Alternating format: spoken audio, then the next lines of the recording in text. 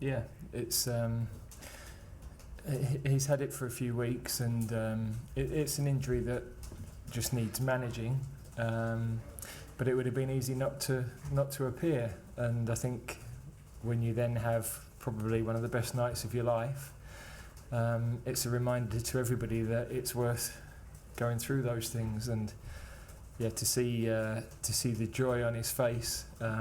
He's such a popular member of the team and so humble, works incredibly hard, and of course talented. He's been finishing like that all week, so yeah, it was an outstanding performance.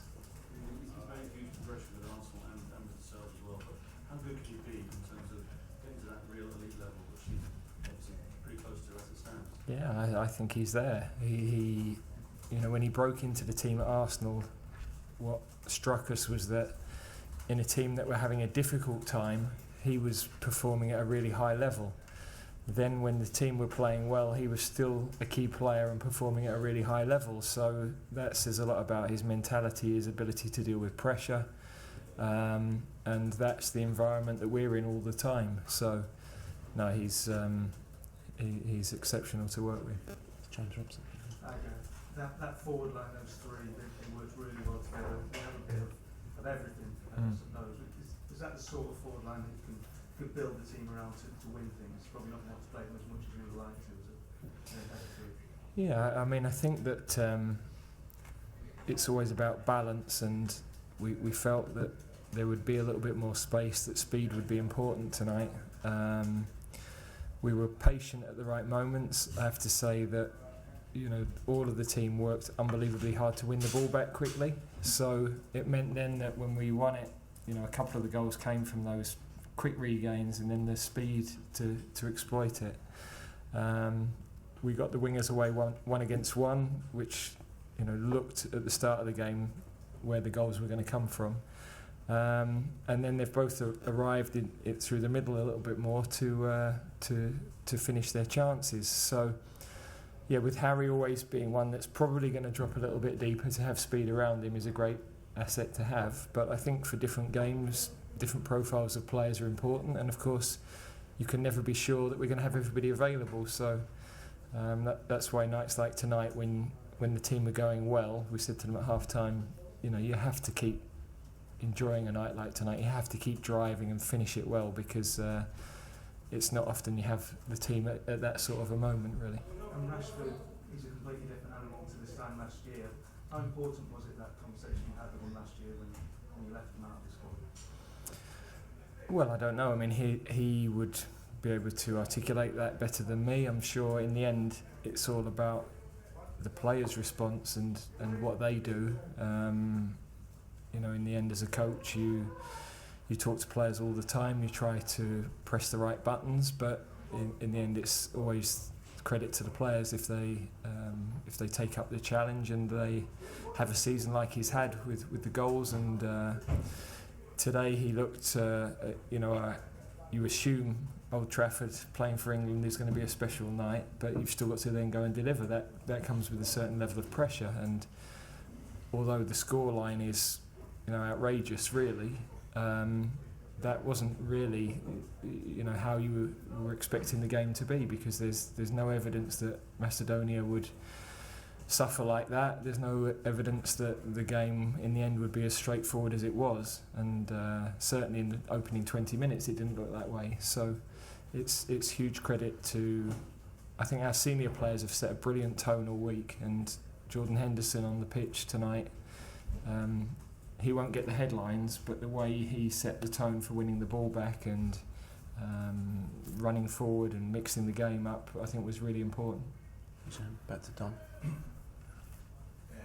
Gareth, it's a year and a week since Hungary, Bologna. You were just talking about it and enjoying the nights. The way the team sort of progressed over in that period in terms of maturity and the way they went about it tonight. I mean, you just give us an idea in terms of like the sort of difference that you've seen and the difference that you're feeling tonight about the team.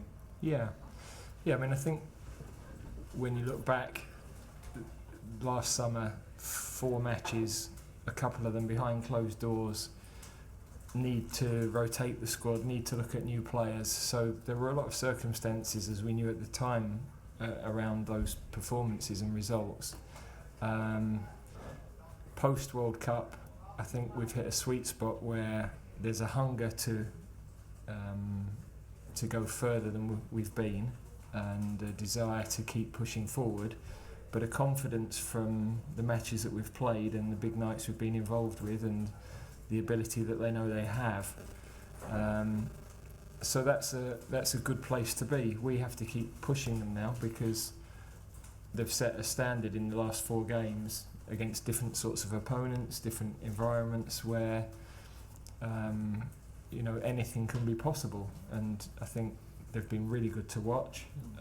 They've been exciting to watch. There's competition for individual places. There's competition to get in the squad. But around all of that, there's a brilliant feel with them as a group, and that is what creates a strong team. And I think the crowd have connected with that. The crowd were brilliant from before kick-off tonight. Obviously not getting carried away with it at all, but you can tell that there's a lot of them are used to winning things now and being in those big games, and they're carrying that sort of confidence about them, that they expect to do things now, not that they're hoping to do things. 100%, yeah. And that's experiences with their club, but also as a collective, because we've always had moments where clubs have done well, but then how do you match that in? When Declan first played with us, I remember the Nations League semi-final with Holland. It's the biggest game of his life, and he's still learning his trade and still learning the position. Now he's played European final for us, European final for his club, big nights for us. They're all the experiences they have together are more important, but you can't take out the confidence that if you're a European champion, as the Manchester City boys arrive here tonight, then they're carrying that into the camp as well. But what they didn't come like a load of big shots and say we're European champions. They got straight onto the training pitch, mucked in, supported the group from the side in Malta, and then they performed tonight. Gareth, following on the experience from, I was a bit surprised to see before the game, I don't know if you saw that, the 590 combined caps, second most of any England team in history, without any Centurions. That just seems a bit bizarre, but I guess that feeds into that experience thing. And it does feel like England are in a really good place a year out from years. I know you're not getting ahead of yourself, but you've always said that's the state ambition. Yeah, we've known that accumulating caps is one thing, but accumulating big game experiences is another. And also the really pleasing thing is that we've got a lot of young players with a lot of caps as well. So it's not that this team, there's just this next summer and nothing else. We want it to be sustainable for England. We want England to be challenging for as long as we can see. And that's also an important part of what we need to do. So we have to keep bringing young players into the squad, give them a feel of what it means to play in this group, and evolve the team as we go. There's that competition now, and that drives the players. They'll listen to what you say as a coach, but if there are other players in your position that hunting you down and are after your spot, then that drives your performance. Okay, 2 more to finish. James and then gentleman at the back. Hi, Gareth.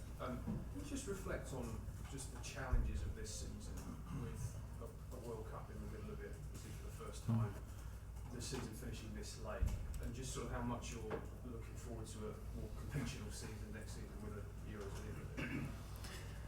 Yeah, I think for it's more important what that's been for the players. I was looking last night. I always use him, but Luka Modric, I think, was 65th game. I think he played in 9 different competitions. There was a Spanish Super Cup, there was a European Super Cup, there was a World Club Cup, there was a Champions League, there was the La Liga, there was the Copa del Rey, there was a European Championship qualifiers, a World Cup and a Nations League. And he managed the friendly against Saudi Arabia before the World Cup as well. He's 37, but you know, in my head, one thing, absolute incredible respect for him and achieving that, but also how can we have a player that's playing in 9 competitions in 1 year? It's completely bizarre, really. So I've said all along, everybody has to collaborate on the calendar, because there's no point us just talking to the Premier League and sorting the FA Cup or the League Cup out. It's broader than that, because UEFA, FIFA have to be involved, otherwise somebody else slots something else in. But I only like to talk about it at these moments, because otherwise there's every excuse to not perform on a night like tonight. But the players have shown, I think psychologically we refreshed them, we gave the bulk of them 2 weeks off. That came with a bit of a risk, but they responded really well, and I think psychologically they're refreshed coming into these games, and they've viewed it as a sort of mini pre-season, if you like, before they go and have another couple of weeks break. I mean, is it important then that the structure of this season is a one-off? From a player welfare point of view, that this isn't repeated? Yeah, I think I would expect it would be. I'd be amazed if we have a World Cup in the middle of a season again. But also, we have to look at things like last summer, where there were 4 games at the end of the season, but everybody's involved. Everybody will take their players around the world in pre-season as well. So international football is still important. It's still such a pinnacle for players. It's such a proud thing for players and their families. So I don't think it should always be dismissing international football, and I'm saying that as, obviously, I'm an international manager, so I could say that, but I think I'm balanced enough to know that we have a great league, and we want that to stay the same. But you can't keep adding competitions without something going. Thanks, James. Pass the mic all the way to the back row. Yeah, thanks. That's the next one. Thanks. Thank you. Just on the cautions, Gareth, did you find the cards for Declan and Kalvin a little bit harsh? Yeah, definitely. Well, I thought Declan's was. I thought Kalvin's you probably get away with for Man City, but you don't with us. So I thought he broke the counter-attack up. I thought that was fair. But yeah, I thought Declan's was a bit harsh. I mean, thankfully, I know you can have 3 in the competition, but it probably made us more conscious of getting him off when we did as well. So. Yeah, of course you have no review on a yellow, so that is what it is. Okay, thanks everybody. Thank you. Cheers.